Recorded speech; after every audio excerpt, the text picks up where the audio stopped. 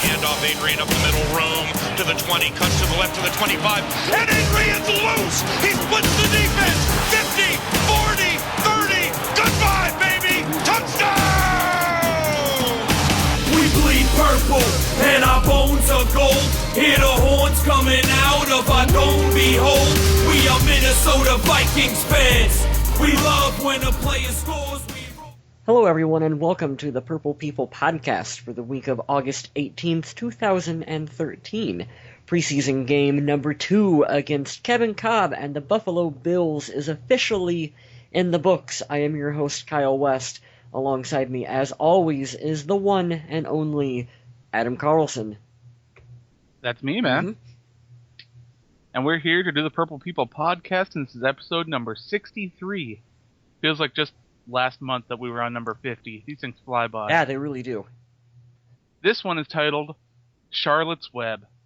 Oh. Now, this one would be a lot funnier if Joe got traded to the Panthers, but for now, we'll take it. We're going to talk about Joe Webb a little bit later on in the show, too, because he is going to tie in nicely with the conversation that we will be having about Stephen Burton. But we're going to... Yeah, I had a Jerome Felton joke as the title before the game today, but... He didn't play. No, yeah. so... We'll get to that. But we're going to talk... We'll get to that in a little bit later on as well, too. First up, we are going to do a social media question of the week, like we do at the beginning of every show. What did you guys think were the best positives and negatives from the Bills game? I think me and Adam will save our answer for this when we do the game recap, but we've got some good ones here from you guys over on Facebook. Megan, you said that MBT looked great, and I wonder if that's because he wears number 4, if that was the reason why she said that. Andrew, we got Jeff Locke's punting. We sure did see a lot of Jeff Locke punting this week, so that's positive that we could take away. I think Cody had a very good point when he said that the Bills didn't respect our run game and blitzed a lot. If I can chime in and say, well, that's what happens when Adrian Peterson, the reigning MVP, isn't on the field. That will happen, that they will not respect our run game. Let's see, we got Rodney Smith is a cool cat. Interesting comment, I like that one. He's a cool cat. Yeah, he is definitely a cool cat. We seen him show up a little bit late in the game. Oh, yeah, we'll talk about him. Yeah, we'll talk about him, and that's kind of our quick social media for this week. It's always nice to have that interaction with people. Vikings fans are some of the best people I know, and I love hearing from them, so keep it coming. Now let's go into our quick hits. A quick hit that I don't have written down, but I should, is probably the most important, and that was Jerome Felton, who underwent emergency surgery and will be out for the rest of the preseason. And I believe it was an appendectomy. Yes, it was. Which I thought I'd have to practice how to say, but for some reason it came out just perfect. Hopefully we get him back. So we got to see Zach Line blocking, we got to see Asiata giving it a whirl, and to be honest, none of them stood up to the task, really.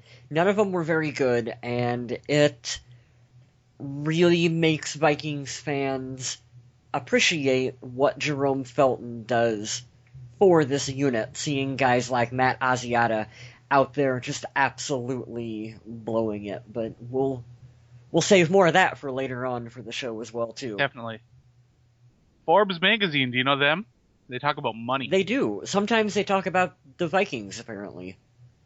They did. They called Jerome Felton the most overpaid player in the NFL, and John Carlson is number 2. I'm guessing that they didn't see Tony Romo's contract this offseason. Hey, Adam, do you hear that sound? Because that is the collective sound of nobody caring what Forbes magazine has to say about the NFL. Hey, they're a respected publication. We're not a respected publication yet. I still don't care what they have to say. Last week we saw Sharif Floyd tweak his knee in the game, but he should be fine going forward. Jacob Lacey will need surgery on his knee. He'll miss 2 to 4 weeks. That's really going to hurt his chances of making the squad. We got a lot of guys coming up. But I'm sure we'll talk about some of the coverage guys here in a little bit. Yeah, that definitely does hurt his shot. You hate to see a guy like that. A bubble player. Especially since he was having the thumb problems when he came into camp. Not a good sign. Now, this is kind of like the, oh, really? News. So I guess it's kind of obvious, but to some it wouldn't be. Former Vikings kicker Ryan Longwell will retire as a member of the Green Bay Packers. He's going to sign that good old one-day contract. And I understand it. I do. I'd like to think of Ryan Longwell as a Vikings kicker, but I understand all the things he did in Green Bay, and that's fine. That's cool. Good for him. He's a good player, constant professional. He spent a number of years in Green Bay, and he spent a number of years in Minnesota. So it's even split. I understand why he did what he did. So, no hard feelings. No, none at all. And we thank him for his time in Minnesota and everything he brought. Former Vikings wide receiver Michael Jenkins was released by the Patriots. And this really goes to show you how bad the depth was for the Vikings wide receiver core last year. When he's cut, not even before the first cuts. Yeah. It's not a good sign. Yeah, Molasses Mike. From what I read, he was, I guess, a little banged up and was just not getting any kind of separation for the Patriots during their training camp, which Vikings fans are probably not surprised to Excellent hear blocker, that. great route runner, great locker room guy, one of the nicest people you'll ever talk to on Twitter. I hope he gets another shot somewhere. If he doesn't, I wish him luck in whatever he chooses. Personally, I gotta believe that this is going to be a career for Michael Jenkins. I don't foresee him picking up with another squad unless we get mid-season and someone gets hurt and another team needs someone to call upon that can pick up an offense quickly. And Michael Jenkins might get a phone call then. Otherwise, it's probably career said and done for him. Yeah. Now, I like to end on a positive note, so let's put the other negative one out there. If you follow CBS Sports, you'll see that Pete Prisco said that the Vikings will have a 7-9 season this year and will go 2-4 in the division. Getting swept by the Packers and splitting against the Lions and Bears. If the way we played today... No, I'm not going to go there. I think he's full of crap. What does he know about football either? Screw him. Yeah, he's not like a respected journalist like or anything us. like that. Now, ending on a good note, Chad Greenway, this guy's a class act. He donated another locker to the Hudson Hospital and Clinics. Now, if you're not familiar with Chad's lockers, what that is he supplies, his organization, charity, supplies video games, movies, computers, all this stuff for hospitals, for kids, for people that need to occupy their time during their hospital stays. It really does help all those people that are in there and have trouble getting out of there, need something to occupy their time. Really another fantastic thing that this organization and the players of it do for the community.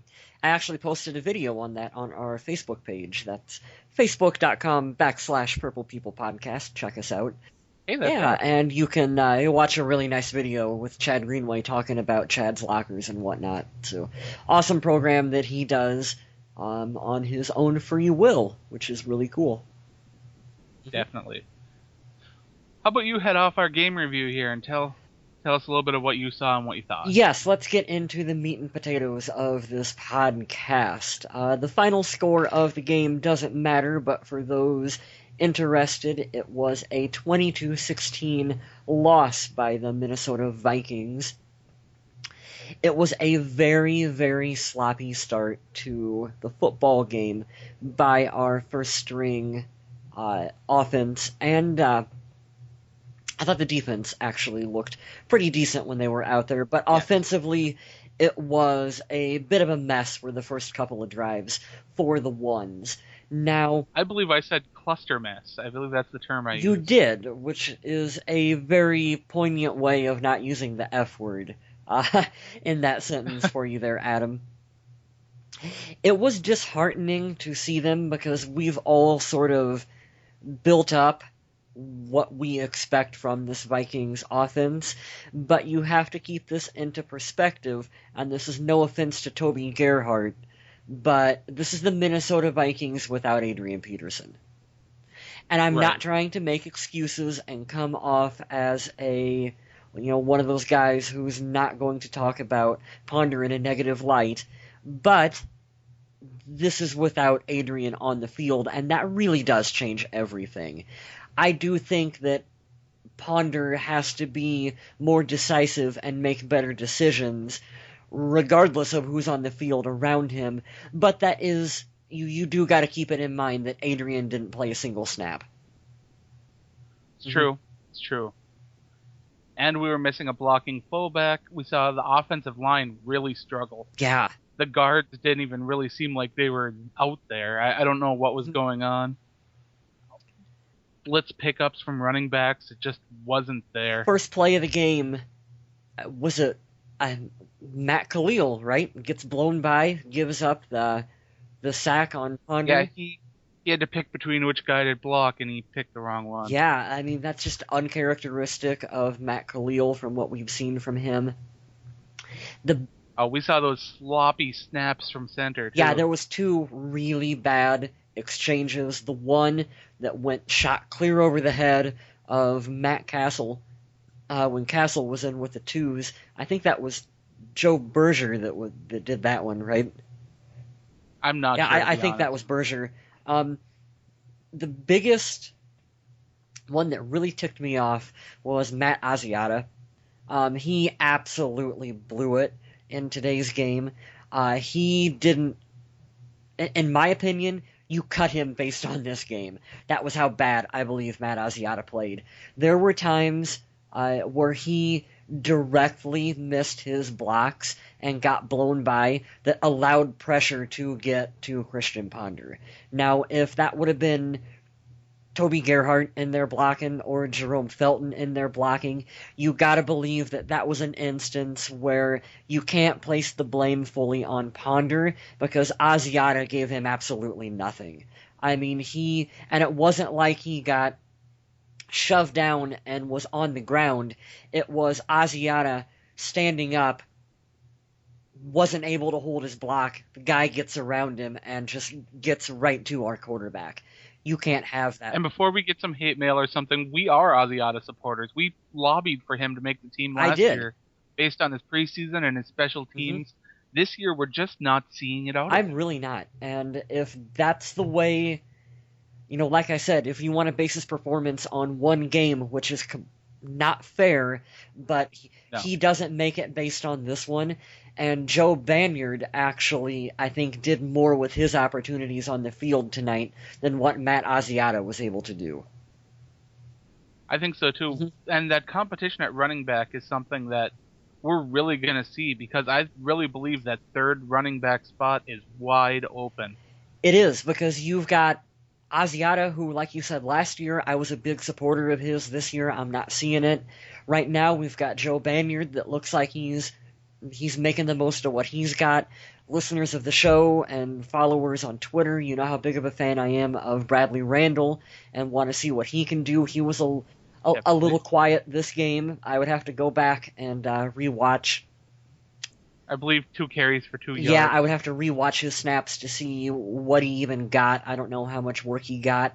And then nothing special. We have Zach Line, who is out there, who is a fullback, but he's potentially a guy that maybe you would even look at keeping over top of someone like Matt Asiata too, who had a bit of an increased role in this week's game, and I think did a decent job with his opportunities as well too.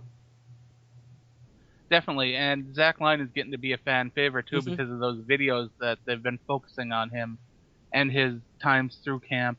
It's really interesting to see how he handles things and the different ways that they're looking at him from camp. So if you have a chance, find those, check them out. It's very interesting how this is going to shake out exactly what they want, because we know that we have the best running back in the NFL in Adrian Peterson, a really solid backup who he's in his last year, but we got Toby Gerhart. and then what you do underneath him, I think is really interesting to see what ultimately happens for the Vikings. I don't know. I'm still not a Toby Gerhart guy. I'm not there. Tonight, I thought we saw another performance from him. Yeah, I agree with you, Adam. Although he's a running back that has to get a couple plays under him. He has to get that head of steam going for him to really prove his worth. So him getting 2 or 3 or 4 runs, however many he had, really isn't indicative to how he's going to play a full game for the Vikings. Or for what he could. But with the defense blitzing so much, I really thought that we would see more from Toby Gerhart, and it just wasn't there. He did have the nice run where he had 2 or 3 guys on him that he just kept going for another 3 or 4 yards where he carried him. Oh yeah, and he had someone behind him pushing him. I think it was Phil Lodeholt, but I'm not sure. Yeah. That's the play I'm talking about. I think that was a nice play by Gerhart. And like I said, the one where Asiata, it was down near the goal line, and they had him in, and he just completely muffed his block. That would have been a situation typically where Gerhart would have been in, and he would have been blocking, and he would have held that much, much better than what Asiata was able to do. So that's where a lot of his worth is for the Vikings, is in pass protection as well. Definitely. Mm-hmm. And before we start getting into some of the guys that are struggling for their roster spots and all that, let's talk about the first team guys. Okay. Now, we saw the first team defense, and I'll admit, they looked pretty good. I liked what I saw. We saw the first team secondary playing really physical football. Mm-hmm. Xavier, I'm sorry. He played some of the most physical corner play that the Vikings have seen in a long time. He had a lot of hand checking going on. He wasn't afraid to bump. He wasn't afraid to get in there. And I'm really excited to see what he can do going forward. Yeah, to me, X-Man showed that he can be the real deal for the Minnesota Vikings.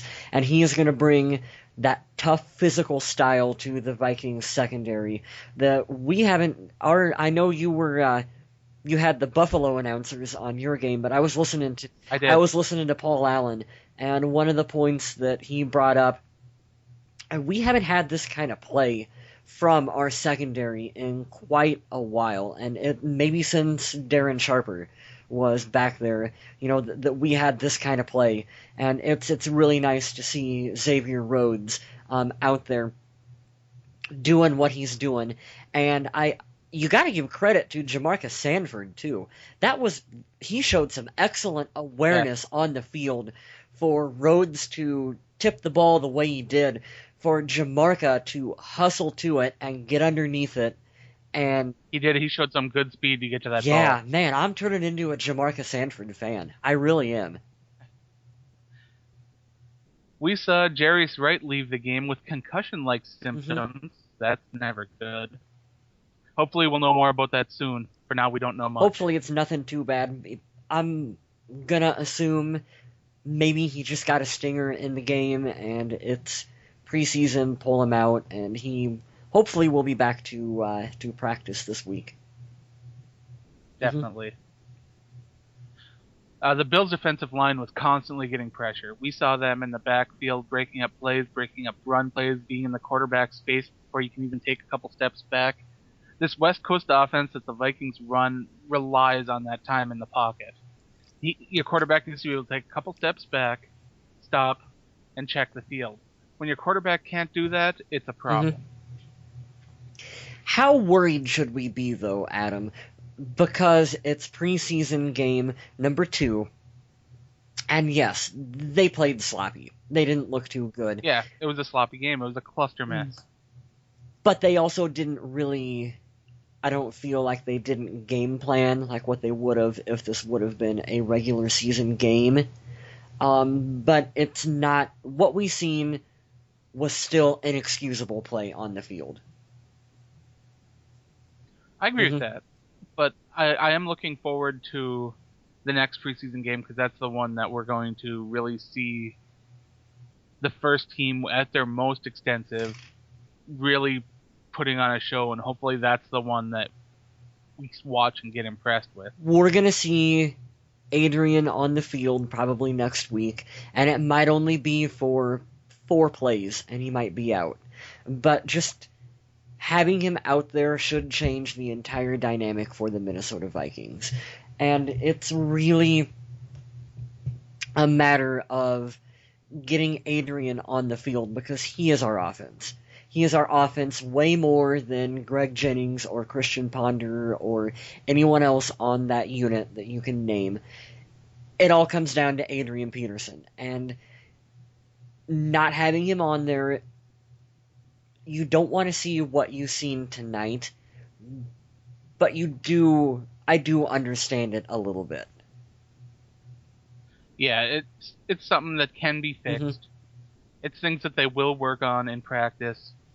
It's things that we don't have to worry about so much yet.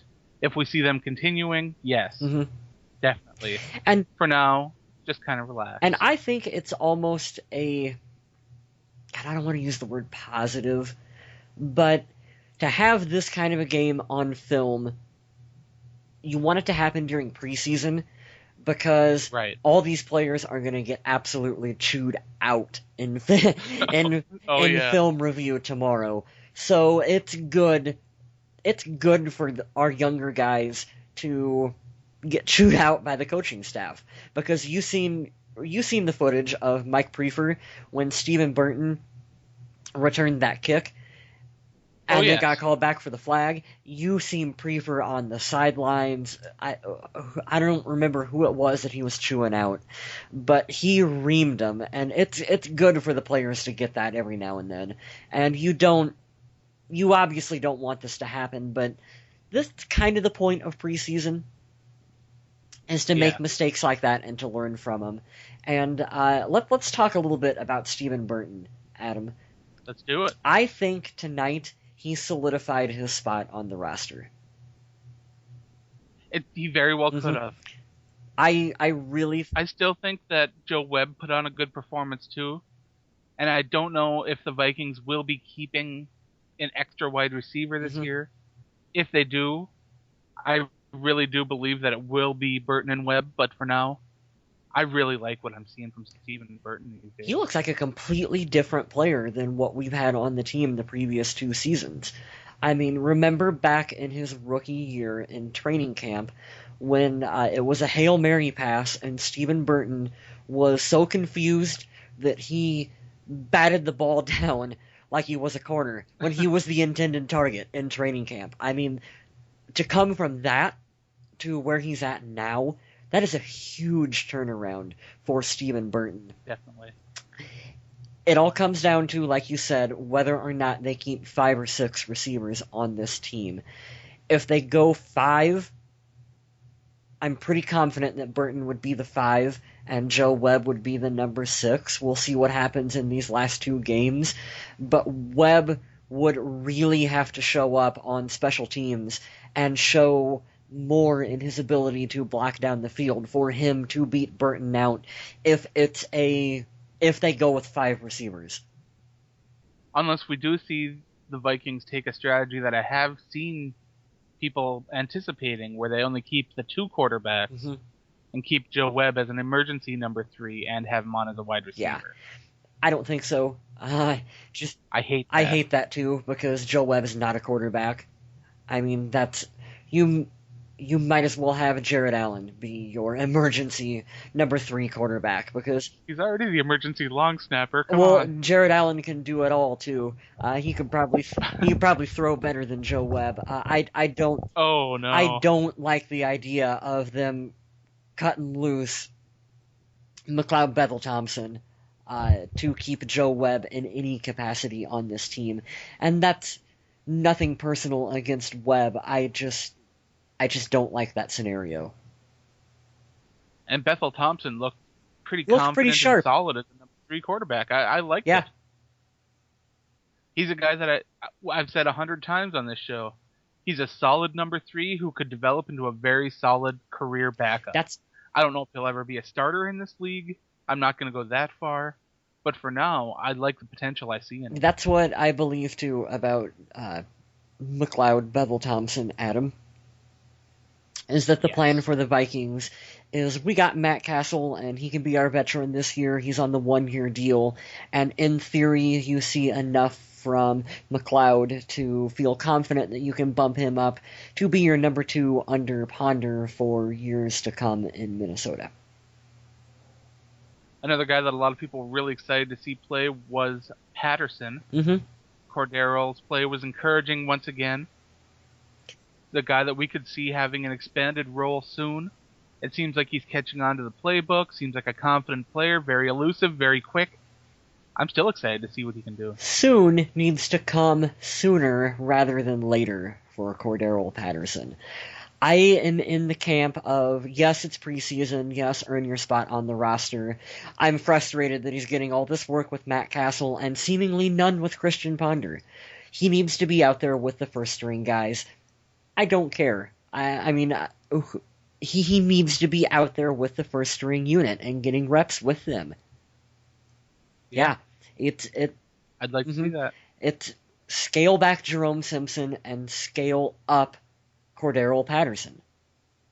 You would think that by now Jerome Simpson and Christian Ponder would have a nice relationship going, since they had all last season to kind of work with each other, and they seem to have a nice relationship going there. It would be cool to see if he can build that kind of relationship with Patterson. Yeah, because I believe in Cordero Patterson way more than what I believe in Jerome Simpson. Now, if you listen to the Bills version of the pregame show, or the preseason game, sorry, they said that they see Cordero Patterson developing into a kind of player like Roddy White. And I could see that too. Very solid player who is consistent, but yet explosive. But you never really... When you hear the name Roddy White, you don't think about a guy that's got crazy explosiveness or awesome ability to jump, but he does. So I kind of really thought that comparison was interesting. That's actually a really good analogy. I hadn't thought of that one, but I'm thinking of it now, and yeah, that's definitely the kind of player that I could see Patterson being for the Vikings, and yeah, I hope he can do that. And let's talk about one of my favorites, Rodney Smith. Yeah, late in the game, he had a couple nice catches there for the Vikings, which I like to see. I want him to be on the practice squad. I think he's a good practice squad guy, and I know you do too, Adam. Absolutely. When I did my mock, I had to put him on the practice squad. I would love to see him make the regular roster, but right now there's not really a chance of that. He still needs time to develop. But what I saw in the game today was so reassuring. He spotted the ball in the air, he got under it, timed his jump, and it was awesome. And we saw something kind of sad, because it's something we don't normally see. Blair Walsh missed a field goal. Yeah, that was sloppy, like you said, just sloppy play at the beginning of the football game. Maybe they took a boat cruise before the game or something. Yeah, something. I'm almost at a loss for words. It's like how we got so used to, even though he's a rookie, to Blair just basically being automatic when he's out there, that to see him miss, you almost go, he can do that? Like, you almost get taken back a little bit, like, oh man, it's just so rare that you see him miss, especially from a distance that, for him, wasn't really that far out. Yeah, right. That was one that I didn't really think that he would miss. It definitely came up as a miss. I'm gonna blame it on Jeff Locke and say that say that he didn't get the hold down correctly for Blair Walsh, and that's the reason why he missed that field goal. Because why don't you blame the long snapper while you're No, our long snapper is like a locker room leader at this point on that special teams unit. Maybe he spit on the football before he threw it back there or something. I don't know. What do you think of Locke? We got to see quite a bit of him in this game. Unfortunately, more than what I would have liked to have seen, but good work for him. I worry about his potential to overkick coverage. Yeah. Other than that, I really enjoy the height that he gets on his punts. that's something that really makes me feel good about watching that. And I think that he's a guy that we're going to see as the Vikings punter for many, many, many years. Yeah, I think so too. I would still rather have Chris Cluey on the team. Actually, you know who should be calling Chris Cluey? The Buffalo Bills, because their punter just looked horrendously bad. Their rookie kicker looked good, though. Yeah, I wasn't really paying too much attention to their kicker, but I know... I had a friend that she was really close to the salary cap in our fantasy football league, and she's like, I need a rookie kicker. Quick, help me out. And I'm like, hold on. Dustin Hopkins, take him.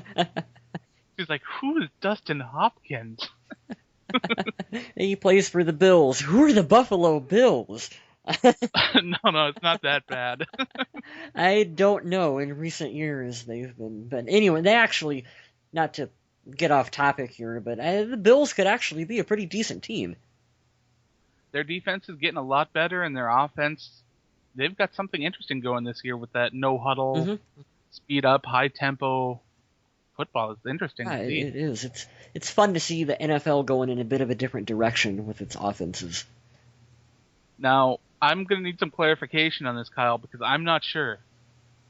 But we saw Marquise Jackson have that sack right before the 2-minute warning near the end of the game.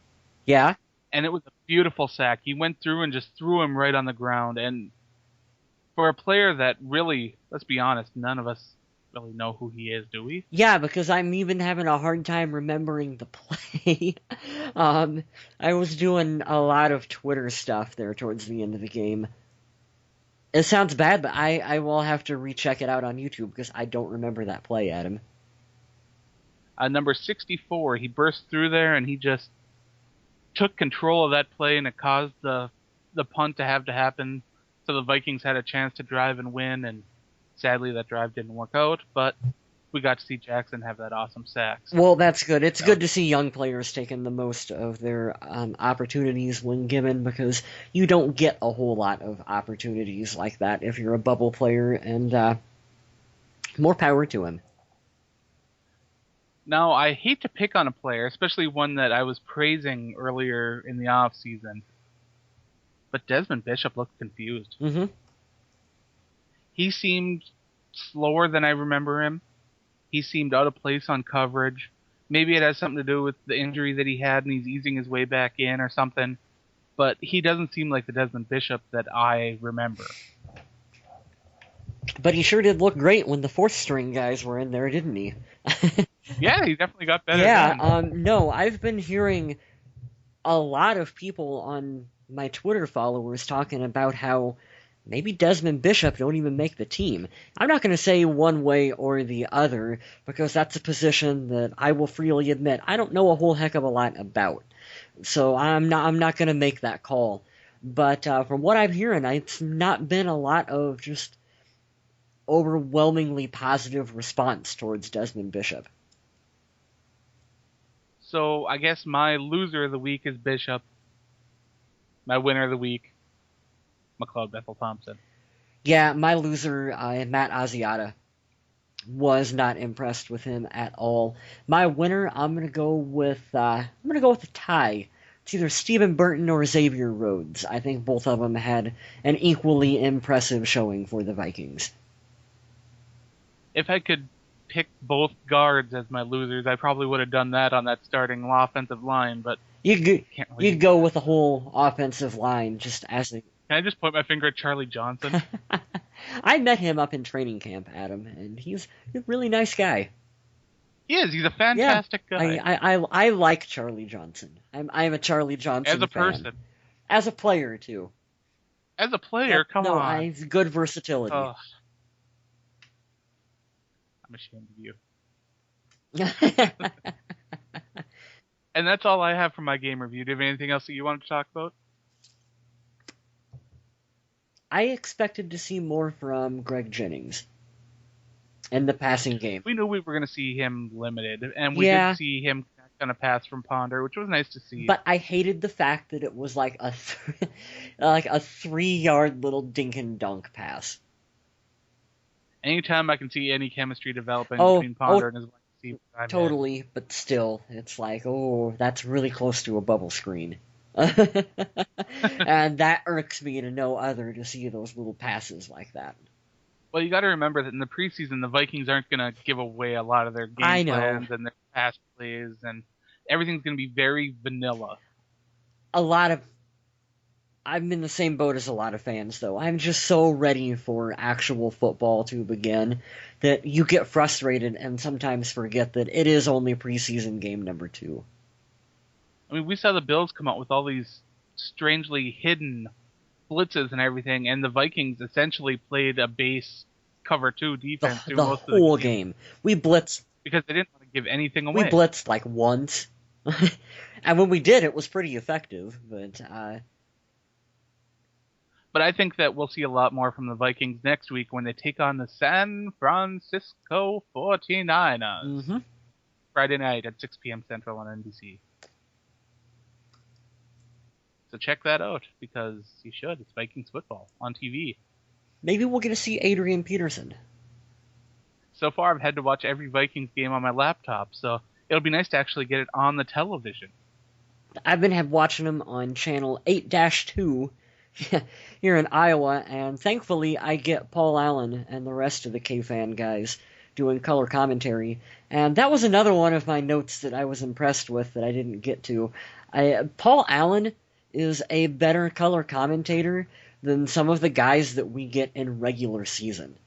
I'm not even kidding. Like, he was even talking about Buffalo Bill third-string players and just giving them, like, all the credit in the world. And I'm like, Paul Allen is amazing, and we're lucky to have him do the color commentary for the Vikings for sure.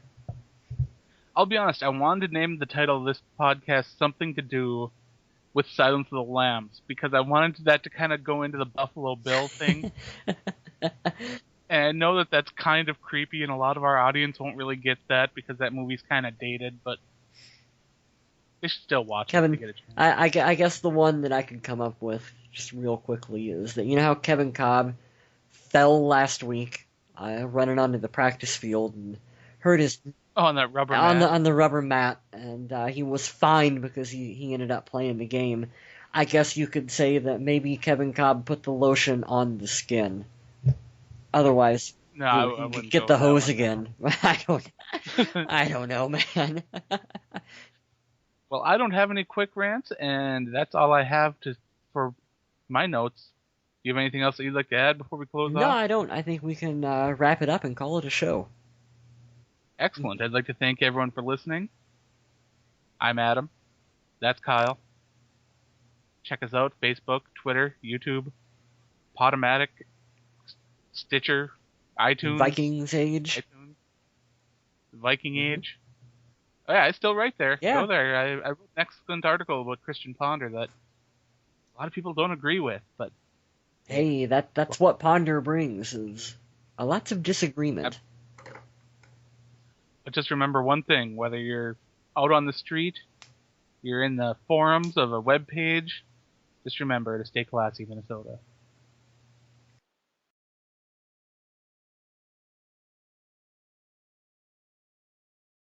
We bleed purple and our bones are gold. Hear the horns coming out of our dome, behold. We are Minnesota Vikings fans. We love when a player scores, we roar, ignite the stands. We bleed purple, and our bones are gold. We're the kings of the north, our slogan skull. No Packer, no bear, no lion can beat us. We will punish anyone if they try to defeat us. He's the MVP, appreciated greatly. Running all day, 2K, that's AP. Make a defense cry, or maybe beg. ACL stands for Adrian's crazy leg. He's the heart of the team. 28 holding up that Lombardi is a part of the dream. We will never give up. We find the faith to move past.